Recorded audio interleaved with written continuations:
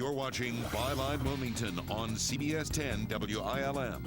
Here's your host, Don Ansell.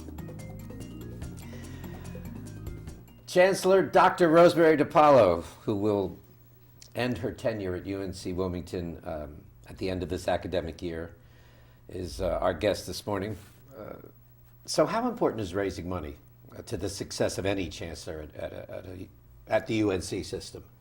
Tremendously important. Yeah. Increasingly important given the budget constraints and the increases in tuition, which I think are incredibly devastating.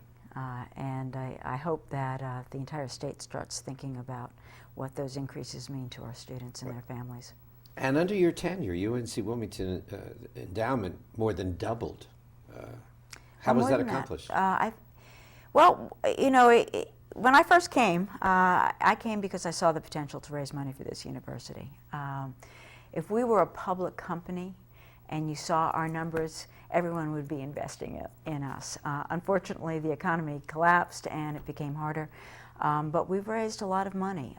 And I hope that by the time I leave, it will come as close as possible to tripling where I found the endowment. Do you enjoy that aspect of the job? I love it. Raising money?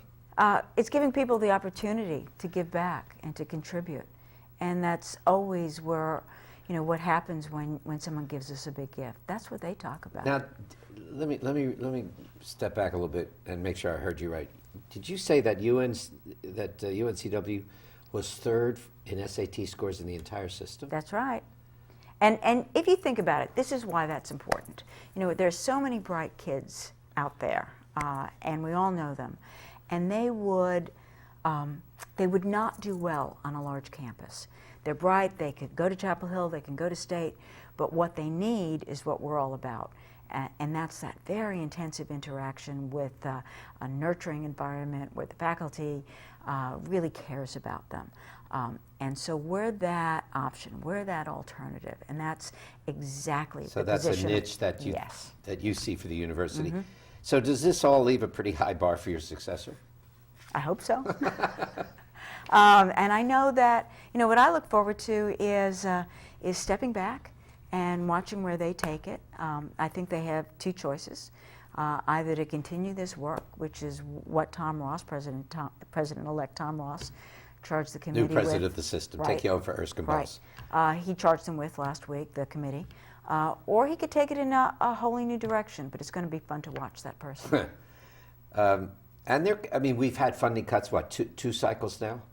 We have lost already $22 million from our budget. And 98 more to positions. come with Undoubtedly all predictions. more to come. So at what point does it fundamentally lower the level of what we've come to expect from the UNC system, these funding cuts, and how do you grow a university as the pool of money gets smaller? It's devastating. You know, at this point, there's nothing left to cut. We are the lowest funded, or about the lowest funded of any of the schools to start with per student. Why?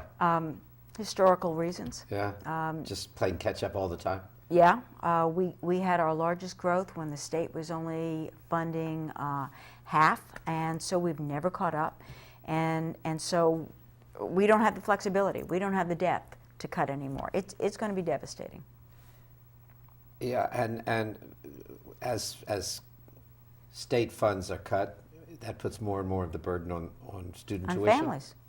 And last year, the legislature at the last minute, the General Assembly, raised tuition, allowed us to keep that tuition. My prediction is they're probably going to do that again, but I'm not sure if they're going to let us keep it. This is a real burden for families. What's been the hardest and most challenging time for you while you were have been heading up this institution? There's no doubt in my mind that it was the murders that we went through in the first year. You know, nothing is more serious than losing a student, and that was a very hard time. And how difficult is it to keep things on an even keel, which is your job, with such angst and disruption on campus and such a negative focus in the community? Well, it is my job, and I viewed it as that. And you know, my job was to keep us focused while we were dealing with those tragedies. And everyone looks to the leader for answers and for leadership. So who does the leader go to for strength and solace and advice? I would find it impossible to do this job without the support of my incredible husband. Yeah. That's the person, that's your go-to person that you can... Absolutely. And he gives you advice? You know, I try to, you know, we talk all the time. He's a husband, though, and a man, and so there are some things that he'll get angry at for me. And so I try to stay away from those things. In the most challenging times, did you ever say to yourself, I'm tired, I'm over dealing with all of this? Were those times? No? No. You know, I learned way before this job, way before I became a president in Georgia even, that well, you have to figure out where you get your strength from and what's motivating you. And I knew what motivated me. You had a clear... Tell me. Sure.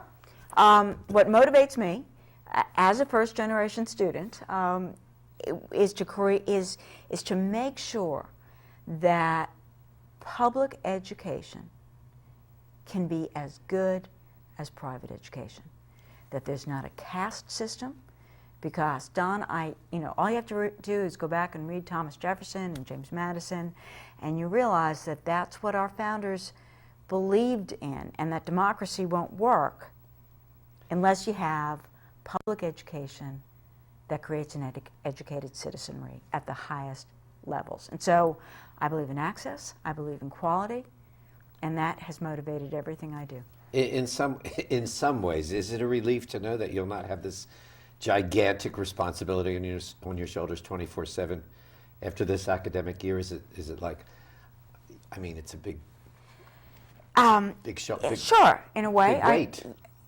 I will enjoy not having the weight. I will enjoy having time to read books again. I'm an English professor, and the fact that for the last 14 years I haven't been able to read as much as I wanted has been difficult. You know, people might find that hard to understand, but it's important for me. You going to stay in Wilmington? Yeah, we love Wilmington. For sure? We'll use this as a base. We love it. Yeah? You're going to travel? We want to travel a lot. Any words of wisdom to your successor?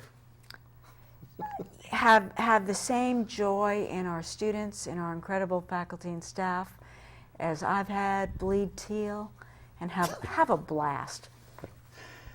Chancellor, thank you so much. Best of luck to you. Thank you so much, Don. What's it like to raise 4 youngsters in the world today? We'll find out next week with Wilmington's The Lindbergh family. 4 youngsters, a mother and father from Wilmington. That'll be our Thanksgiving show. Have a great week. You've been watching Byline Wilmington on CBS 10 WILM. Join us every Sunday morning as we explore the issues that concern you.